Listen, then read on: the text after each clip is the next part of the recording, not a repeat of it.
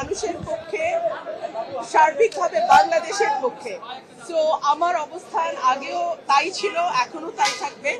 এটা কার পক্ষে যাবে কার বিপক্ষে যাবে সেটা আমি জানি না। আমি আমার দায়িত্ব এবং কর্তব্য সেটাই আমি পালন করব।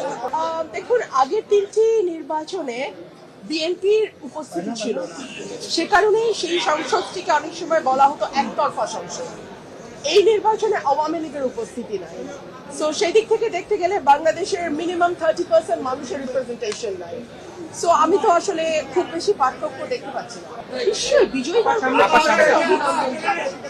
সেই সঙ্গে এটাও ভুলে গেলে চলবে না যে আমাদের 30% মানুষের কোনো রিপ্রেজেন্টেশন, মিনিমাম 30% মানুষের রিপ্রেজেন্টেশন এই সংসদে থাকবে না, সেটাও আমাদের মাথায় রেখেই সংসদটাতে বসতে হবে, চলতে হবে। দেখুন, আমি এই মুহূর্তে তো দলের কার্যক্রম নিষিদ্ধ আওয়ামী লীগের। সো তাদেরটা কিভাবে ফিরিয়ে আনা যায় সেটা তো আমি এখন বলতে পারবো না।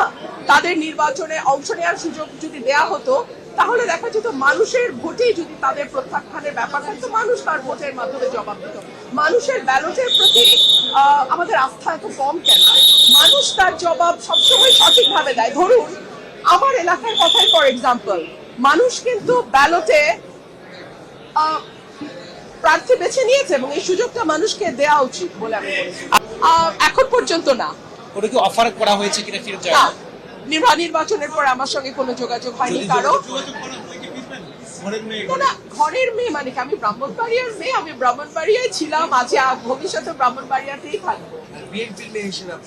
আমি বিএনপির মেয়ে বলে কিছু নাই। আপনারা কেন যদি সবকিছু মধ্যে আবেগকে গুলিয়ে ফেলতে পছন্দ করেন?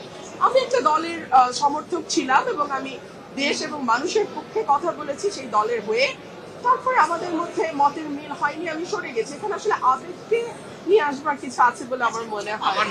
একজন স্বতন্ত্র প্রার্থী একটা দলের জোয়ারের বিপক্ষে দাঁড়িয়ে ভোট করা ডেফিনেটলি এটা কঠিন ছিল এবং আমাকে নানান ভাবে চেষ্টা করা হয়েছে সর্বশক্তি দিয়ে যাতে আমি হেরে যাই। বিকজ এটা একটা ইগো প্রবলেম হয়ে দাঁড়িয়েছিল যে দলের চেয়ে ব্যক্তির ইমেজ কেন বেটার হবে।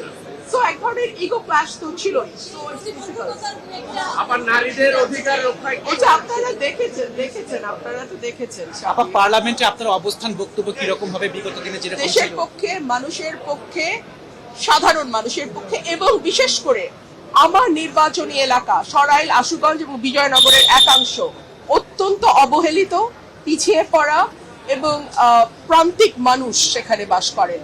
তাদের ভাগ্য এবং জীবন মান উন্নয়নে আমি সর্বাত্মকভাবে কাজ করব।